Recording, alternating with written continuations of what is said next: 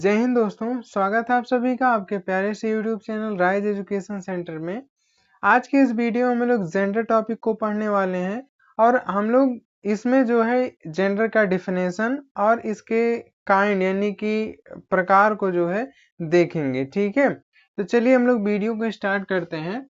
Gender को हिंदी में जो है लिंग कहते हैं और ये जो होते हैं 4 प्रकार के होते हैं। तो हम प्रकार को देखने से पहले हम इसकी परिभाषा को समझ लेते हैं कि जेंडर कहते किसे हैं, है ना। तो ये आप ध्यान रखिए, आप परिभाषा ऐसे लिख सकते हैं कि ऐसे शब्द जिनसे स्त्री पुरुष या स्त्री पुरुष दोनों या किसी निर्जीव वस्तु का बोध हो, उसे जो है जेंडर यानी कि लिंग कहते हैं। ठीक है, एक बार हम फिर से रिपीट कर देते हैं। ऐसे शब्द जिनसे पुरुष या स्त्री अथवा पुरुष स्त्री दोनों या किसी निर्जीव वस्तु का बोध होता हो, उसे लिंग कहते हैं यानी कि जेंडर कहते हैं। अभी ये जो जेंडर होता है वो कितने प्रकार का होता है? तो जेंडर जो होता है ये 4 प्रकार का होता है। कितने प्रकार का होता है? ये 4 प्रकार का होता है। 4 प्रकार का होता है। ये जेंडर जो होता है वो 4 प्रकार का। आपको हम टाइप एक बार बता देते हैं, इसके बाद टाइप के अंदर हम लोग जो है एक एक टाइप को डिटेल से समझेंगे। तो 4 टाइप में आपका पहला जो हो जाएगा मैस्कुलिन जेंडर यानी कि पुल्लिंग, दूसरा हो जाएगा फेमिनाइन जेंडर यानी कि स्त्रीलिंग, तीसरा हो जाएगा कॉमन जेंडर यानी कि उभयलिंग और चौथा हो जाएगा न्यूट्रल जेंडर यानी कि नपुंसक लिंग, जिसमें हम लोग निर्जीव वस्तुओं की बात करते हैं। ठीक है, तो आइए हम बारी बारी से एक एक को समझ लेते हैं। जैसा कि हमने अभी बात किया, पहला मैस्कुलिन जेंडर है। मैस्कुलिन जेंडर को पुल्लिंग कहते हैं, अभी हमने बताया। इसकी परिभाषा क्या है? कह रहा है कि ऐसे शब्द जिनसे पुरुष जाति का मतलब क्या है? ऐसे शब्द हों जिनसे आपको पता चल जाए कि हाँ ये व्यक्ति जो कह रहा है, जिसके बारे में कह रहा है, ये पुरुष है ना। यानी कि ऐसे शब्द जिनसे पुरुष जाति का बोध होता है उसे मैस्कुलिन जेंडर कहते हैं। ठीक है, जैसे कह रहा है बॉय, बॉय मीन्स क्या होता है? लड़का होता है। अब जब कोई कहा कि बॉय, बॉय मीन्स लड़का, है ना, तो लड़का क्या है? एक पुरुष होगा ना, यानी कि पुल्लिंग होगा वो। ठीक है, और उसी प्रकार से डॉग जो है ये कुत्ता पुल्लिंग में आएगा, सन पुत्र पुल्लिंग में, हॉर्स घोड़ा पुल्लिंग में, फादर यानी कि पिता जो है ये पुल्लिंग में आएंगे। यानी कि बॉय, डॉग, सन, हॉर्स और फादर ये जो है मैस्कुलिन जेंडर के उदाहरण हैं। ठीक है, इसके बाद हम लोग समझते हैं फेमिनाइन जेंडर यानी कि स्त्रीलिंग। स्त्रीलिंग किसे कहते हैं? कह रहा है कि जिन शब्दों से नारी जाति का क्या मतलब है? स्त्री का बोध हो। ठीक है, तो जिन शब्दों से नारी जाति का बोध होता है उसे फेमिनाइन जेंडर कहते हैं। ठीक है, जैसे देख लीजिए गर्ल, गर्ल मीन्स लड़की होती है ना। अभी लड़की से आपको क्या समझ में आ रहा है? कि वो महिला होगी, है ना। फिर जैसे ओमेन, ओमेन मीन्स औरत, औरत से आपको क्या समझ में आ रहा है? वो जो है स्त्री है या महिला है, ऐसा मतलब आप जो है समझ सकते हैं। ऐसा तो नहीं समझेंगे ना, अगर कोई गर्ल कह रहा है या फिर वुमेन कह रहा है तो आप ये समझेंगे कि किसी लड़के की बात किया जा रहा है, तो ऐसा तो है नहीं। इतने तो आप समझदार हैं, समझ सकते हैं। मदर, मदर मीन्स क्या हो जाएगा? माता, ये भी महिला की बात कर रहा है। डॉटर यानी कि पुत्री, ये भी किस में आएगा? फीमेल यानी कि जो है फेमिनाइन जेंडर में आएगा। ठीक है, तो जैसे गर्ल, वुमेन, मदर, डॉटर, इसके अलावा भी बहुत से ऐसे एग्जांपल्स होंगे जो फेमिनाइन जेंडर में आएंगे। समझ में आ रहा ना? आगे इसके बाद हम लोग समझते हैं तीसरा कॉमन जेंडर को। कॉमन जेंडर किसे कहते हैं इसको समझते हैं हम लोग।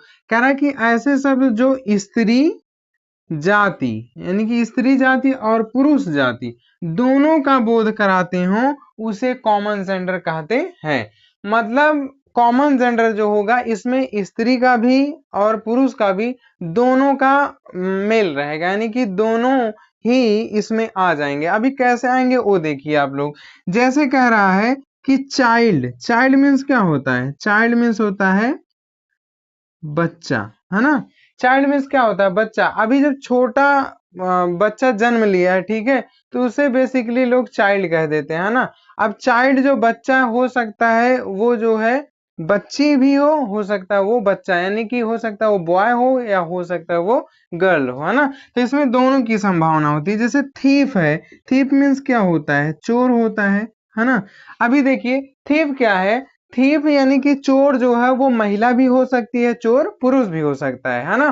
तो इसीलिए कह रहा है स्त्री जाति का भी और पुरुष जाति का भी, यानी कि इसमें दोनों का बोध हो रहा है कि नहीं। इसमें ये कंफर्म नहीं है कि चोर जो है वो स्त्री ही होगी या पुरुष ही होगा, लेकिन यहाँ देखिए मैस्कुलिन में कंफर्म है, जैसे बॉय मीन्स लड़का, है ना। तो लड़का यहाँ कंफर्म है कि लड़का जो है क्या है, मेल है। और यहाँ जैसे गर्ल, एक हम लोग एग्जाम्पल उठा लेते हैं, गर्ल मीन्स लड़की, यहाँ एक कंफर्म है कि ये फेमिनाइन यानी कि फीमेल है, ठीक है। तो आगे इसके बाद हम लोग देखते हैं स्टूडेंट। स्टूडेंट मीन्स क्या होता है, विद्यार्थी होता है। अब देखिए विद्यार्थी जो होता है, विद्या को जो है ग्रहण करने वाले को विद्यार्थी कहते हैं, है ना। अब विद्या को ग्रहण करने आपके आसपास जब आप स्कूल में देखेंगे तो वहां गर्ल्स भी आते हैं, बॉयज भी आते हैं, है ना। तो दोनों विद्या को ग्रहण करने आए, दोनों विद्यार्थी कहलाते हैं। तो इसलिए जब इसमें दोनों आते हैं, स्टूडेंट छात्र, है ना। अब इस छात्र में जो है आपके दोनों आ जाते हैं, लड़के भी आते हैं और लड़कियां भी आती हैं, ठीक है। तो इसलिए इसमें देखिए लड़के यानी कि जो है पुरुष जाति का बोध है, लड़के यानी कि स्त्री जाति का, दोनों का बोध हो रहा है। तो इसलिए भी ये क्या है, ये कॉमन जेंडर है। इसके बाद बेबी। बेबी मीन्स क्या होता है, बेबी मीन्स जो नवजात शिशु अभी जो जन्म लिया हुआ होता है, छोटा बच्चा जो होता है कुछ ही दिनों का, उसको हम लोग क्या कह लेते हैं, बेबी कहते हैं ना। बेबी मीन्स क्या हो जाएगा, छोटा बच्चा, ठीक है। अभी देखिए इस बेबी जो है, ये जो बेबी वर्ड है, ठीक है, इसमें क्या है, मेल बेबी भी हो सकता है और फीमेल बेबी भी हो सकता है ना।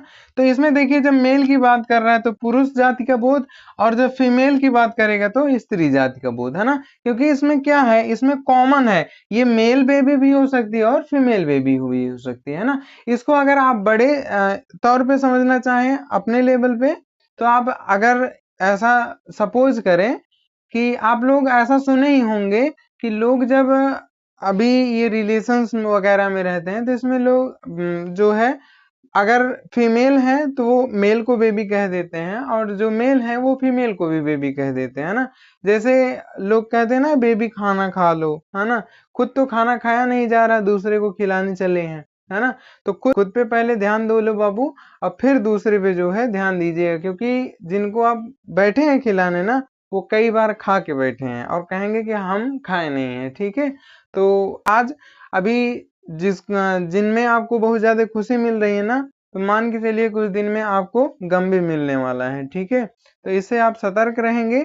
बाकी हमारा काम था थोड़ा सा आपको नसीहत देना। बाकी अगर आपको नहीं समझ में आता है तो आपको समय सिखाई देगा, है ना। इसके बाद जो है हम लोग समझते हैं चौथा जो है हम लोगों का न्यूटर जेंडर जो है उसको समझ लेते हैं। तो न्यूटर जेंडर को हिंदी में जो है नपुंसक लिंग कहा जाता है, और इसमें जो है दो परिभाषाएं बनती हैं। पहली परिभाषा तो ये है जो कह रहा है कि जो वस्तुएं निर्जीव होती हैं उन्हें न्यूटर जेंडर कहते हैं। यानी कि जैसा कि अभी हमने शुरू में वीडियो के शुरू में बताया था कि निर्जीव वस्तुओं को न्यूटर जेंडर कहते हैं, है ना।